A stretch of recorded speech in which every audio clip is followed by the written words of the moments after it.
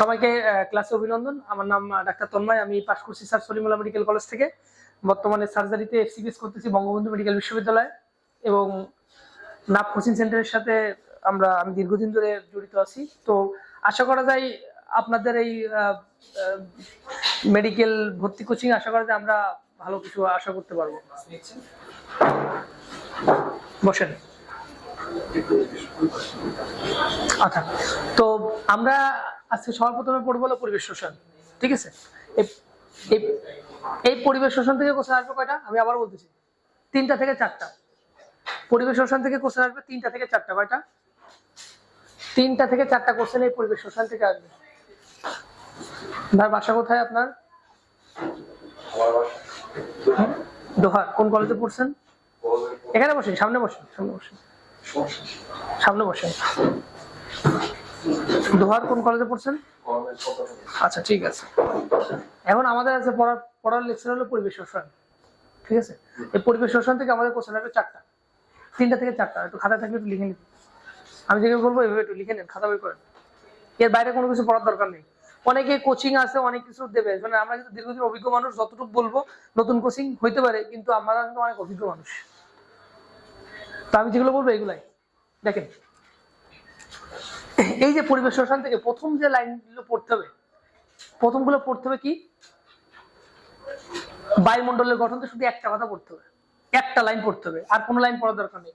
বায়ুমণ্ডলের সবচেয়ে কোন গ্যাস বেশি পাওয়া যায় বলেন? কোন গ্যাস? Nitrogen gas. কত পার্সেন্ট? আর অক্সিজেন কত পার্সেন্ট? পরীক্ষায় মানুষ মনে করে কি বায়ুমণ্ডল মানে মনে করেন অনেকগুলো অক্সিজেন আছে, কিন্তু বায়ুমণ্ডল সব থেকে বেশি কোন গ্যাস? সারা জীবন ভুল মনে রাখতে হবে। হ্যাঁ, এই কোশ্চেনটা আসছে যে বায়ুমণ্ডলে কোন গ্যাস বেশি পাওয়া যায়? নাইট্রোজেন। আর কোনো কিছু মনে রাখার দরকার নেই। ঠিক আছে, আচ্ছা, এখান থেকে যা দেখতেছেন সব কোনো কিছু পড়ার দরকার নেই। বায়ুমণ্ডল কত কিলোমিটার পর্যন্ত বিস্তৃত এটা জানতে হবে। কত কিলোমিটার? 500। তার মানে এই যে আমি এখানে আসি, এখান থেকে 500 কিলোমিটার পর্যন্ত কি আমার বায়ুমণ্ডল আছে। ঠিক আছে, ক্লাসে পড়া ক্লাসে হয়ে যাবে, আপনার এত কোনো চিন্তা করার দরকার নেই। এরপর এই কোশ্চেনটা মেডিকেল ভর্তি পরীক্ষা একবার আসছে, পৃথিবীর গড় তাপমাত্রা কত? আচ্ছা, গড় তাপমাত্রা মানে কি? এভারেজ। মনে করেন শীতকালে তাপমাত্রা অনেক কমে যায় না, 0 ডিগ্রি হয় না, আবার গরমকালে কত হয়? 40। এই দুটা মিলাই আলটিমেটলি কত হয়? 15 ডিগ্রি। আস্তে আস্তে পৃথিবীর তাপমাত্রা বেড়ে যাচ্ছে। বেড়ে গেলে পৃথিবীর দুই পাশে যে মেরু অঞ্চলে যে বরফ আছে কি হচ্ছে? গলে যাচ্ছে। গলে গেলে কি হচ্ছে? সমুদ্রের তাপমাত্রা কি হচ্ছে? সমুদ্রের উচ্চতা কি হচ্ছে? বেড়ে যাচ্ছে। তাহলে আমাদের যে নিম্নভূমি আছে সেগুলো কি হচ্ছে? ডুবে যাচ্ছে। মানে এক কথা বন্যা হওয়ার পসিবিলিটি অনেক বেশি। কিছু কিছু দেশ যেমন মালদ্বীপ, বাংলাদেশের কক্সবাজার যে জায়গা, এই জায়গা কিন্তু ডুবে যাওয়ার পসিবিলিটি অনেক বেশি। তাহলে পৃথিবীর গড় তাপমাত্রা কত? 15 ডিগ্রি সেন্টিগ্রেড। তাহলে আমি এই পেজ থেকে মাত্র 3 এমসিকিউ পড়বো। নাইট্রোজেন কত পার্সেন্ট, কত কিলোমিটার পর্যন্ত বায়ুমণ্ডল আছে, কত পৃথিবীর গড় তাপমাত্রা কত? 15 ডিগ্রি। এর কোনো বাইরে কোনো লাইন আমরা পড়বো না। আমি আপনাকে বলবো পড়ার দরকার নেই। পড়লে আপনি লস করবেন, পড়বেন মানে আপনি লস করবেন। এরপরে বায়ুমণ্ডলের যে অঞ্চলগুলো আছে আমরা এই ছবিটা একটু দেখবো। Troppau, strato, মেসো, thermo. তাহলে আমরা কি মনে রাখবো? এখানে সবার নিচে কোনটা? এই যে আমরা এখন আছি, বলি আমরা কোন স্তরে আছি? গ্রাউন্ড ফ্লোর মানে কোনটা? ট্রোপো। তাহলে ট্রোপো টি, স্ট্র্যাটো এস, মেসো এম, আর থার্মো হলো কি? টি বা আই মনে রাখতে পারেন। তাহলে টি এস এম টি এরকম মনে রাখবেন। ঠিক আছে, তাহলে আর কোনোদিন ভুল হবে না যে না সবার শেষ হলো টি, তারপরে এস, তারপরে এম, তারপরে টি। তাহলে আর ভুল হবে না যে মেসেজ কয় নম্বরে ছিল? টি এস এম টি শেষ, টি এস এম টি। এখন প্রথম 15 কিলোমিটার পর্যন্ত দেখেন, আমরা বলছিলাম 500 কিলোমিটার পর্যন্ত বায়ুমণ্ডল। প্রথম 15 কিলোমিটার পর্যন্ত, প্রথম 15 কিলোমিটার পর্যন্ত কি হবে? ট্রপোস্ফিয়ার। আসেন বসেন। প্রথম 15 কিলোমিটার পর্যন্ত কি? ট্রপোস্ফিয়ার। আপু আপনার নাম? অর্পিতা। আপনার কোথায় বাসা? না মানে এমনি গ্রামের বাড়ি কোথায়? হবিগঞ্জ। কোন কলেজে পড়ছেন?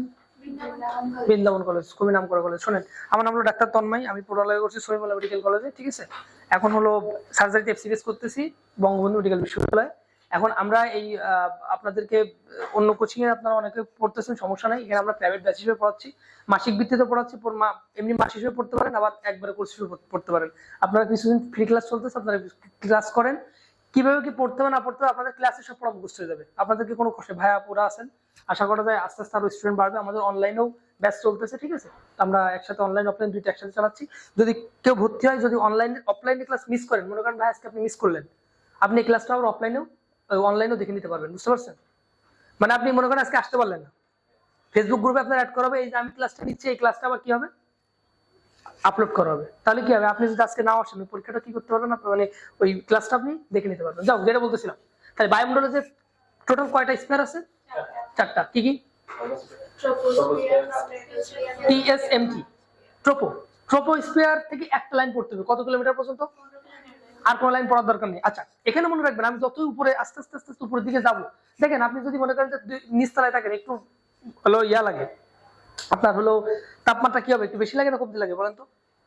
একটু না, যত উপরের দিকে যাবেন তখন তাপমাত্রা কি হবে, কমতে থাকে। কি হবে, তাপমাত্রা কি হবে? এই লাইনটা মনে রাখতে হবে। পজিটিভ রিলাপস, নেগেটিভ রিলাপস একটু পরে বুঝাবো।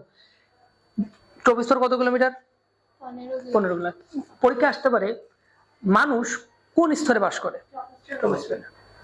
আচ্ছা, আমাদের কিছুদিন পরে বর্ষাকাল আপনারা অতিবাহিত করছেন, ঝড় দেখছেন, বৃষ্টি দেখছেন। এই যে ঝড় বৃষ্টি হয় কোন অঞ্চলে? ট্রোপোস্ফিয়ারে। পরীক্ষা আসবে কি, বৃষ্টি হয়, বৃষ্টিপাত হয়, ঝড় বৃষ্টি হয় কোন অঞ্চলে? উত্তর কি হবে? ট্রোপোস্ফিয়ার। পরীক্ষা আসতে পারে ট্রোপোস্ফিয়ার সম্পর্কে কোনটি সত্য নয়। আমি আবার বলতেছি, মেডিকেল ভর্তি পরীক্ষা কোনটি সত্য নয়, মিথ্যা নয়, সত্য বলে মিথ্যা হবে, মিথ্যা বলে সত্য হবে, এই কোশ্চেন আসবেই। কোনটি সঠিক, কোনটি সঠিক নয়, মানে আপনার